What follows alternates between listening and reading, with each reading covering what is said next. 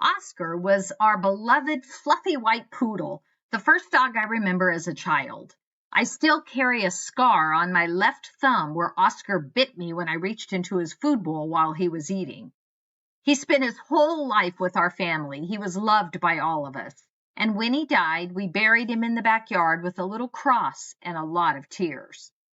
Loss is something that we all face throughout life. Losing a favorite stuffed animal as a child, a best friend when a family relocates, a job, a relationship, or an opportunity to advance. For seniors, however, these losses accumulate over a lifetime, creating a larger bucket of grief. Welcome to Senior Living Moments with Nancy Nelson. With 45 years of connecting with seniors, 2 decades of award-winning experience in assisted living, and a heart full of compassion, Nancy brings you stories that resonate and insights that empower. Get ready for real conversations, practical wisdom, and heartfelt humor to help you and your loved ones navigate the journey of seasoned adulthood with confidence and grace. And now, here's Nancy. Retiring from a career, losing a spouse, leaving a longtime home, and saying goodbye to friends, family, and cherished memories, these losses can stack up with the years. Loss is inevitable, but for seniors, the sheer accumulation can feel just overwhelming, robbing them of meaning and purpose. From losing independence to changes in identity caused by retirement, widowhood, or declining health, these experiences have a profound emotional impact. As caregivers and family members, it's essential to understand the emotional toll and respond with empathy and practical support. Here are some emotional impacts of loss. Number 1, grief and depression. Research shows that seniors who lose a spouse are 40% more likely to develop depression within the first year. This risk extends to other significant losses such as health or independence. Number 2, loneliness and isolation. According to the National Institute on Aging, 28% of seniors live alone, and many report persistent loneliness, a factor that increases mortality risk by 26%. My dad experienced this firsthand after losing his wife of 35 years. He said the worst part after her passing was the loneliness that he felt every day, which ultimately led him to agree to move into senior living. Number 3, loss of identity and purpose. A 2020 study found that 55% of retirees felt a loss of identity and purpose after leaving the workforce, leading to disengagement. A friend who recently retired described feeling invisible. All the wisdom and experience that she had to share, suddenly she felt undervalued and unwanted. Number 4, a loss of independence. A study in the Journal of Aging and Health revealed that seniors experiencing loss of mobility or difficulty with daily tasks are 53% more likely to develop depression within 6 months. Losing the ability to drive, to dine out independently, or meet a friend for coffee are significant blows to a senior's autonomy. Number 5, mourning lost youth. Our society's focus on youthfulness, productivity, and agility can exacerbate feelings of loss in seniors. Research from the American Psychological Association indicates that 45% of adults over 65 grieve the loss of their youth. Number 6, the impact of social disconnection. The CDC reports that seniors facing isolation have a 50% increased risk of developing dementia. After my dad's wife passed away, he spent 3 quiet years in a large, empty house.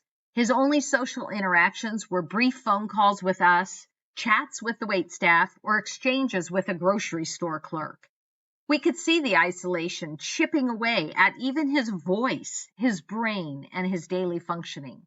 Loss is part of being human, but for seniors, it accumulates, bringing grief, sadness, depression, and cognitive decline. It affects their sleep, their appetite, and overall well-being. As caregivers, empathy, patience, and practical strategies can make all the difference. So let's talk about a few practical strategies for supporting seniors through loss. Number 1, acknowledge the loss. Avoid minimizing or dismissing their pain, even if it seems small to you. Listen actively and validate their feelings with statements like, "Oh, Mom, I can see how much this means to you." Or, "Dad, I can only imagine how you feel after losing somebody so important." Let them talk about it each time you meet, if they want to, because a single time of sharing never heals fully. Number 2, encourage connection. Help them reconnect socially. Take them out for coffee. Bring them to your home while you cook, involving them in the preparation. Accompany them to common areas in malls or youth sporting events or a senior living facility, even just to people watch. Encourage involvement in community programs like clubs or church or support groups, and go with them to get started. Even regular phone or video calls can make a meaningful difference. Consider signing them up for Meals on Wheels. One of the best parts of this volunteer organization is the social aspect of getting a home visit by a friendly face. If they're too ambulatory to receive Meals on Wheels, then maybe they could volunteer to deliver the meals and offer a chat to a less mobile senior. Number 3, foster a sense of purpose. Think creatively about what they can still do. Did they enjoy reading or chess, gardening, or walking? Then adapt those activities. Offer audiobooks if they struggle to see the small print.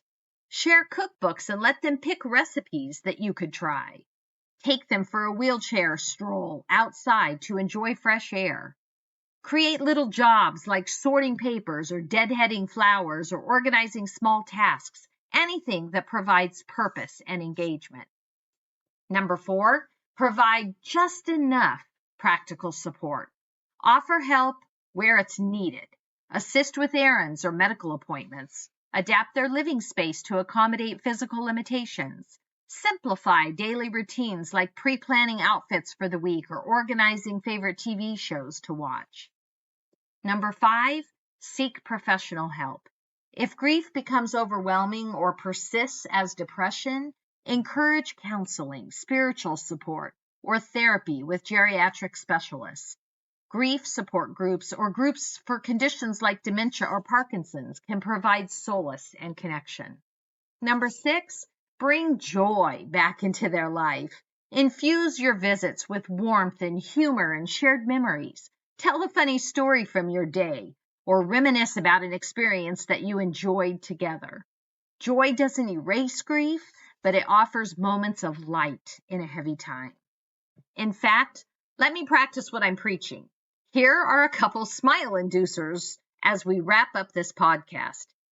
You might be a senior citizen if you can't find your glasses because they're on your head and you're already wearing another pair. You might be a senior citizen if you say, "I'm going to bed early tonight," and realize it's only 6:30 p.m.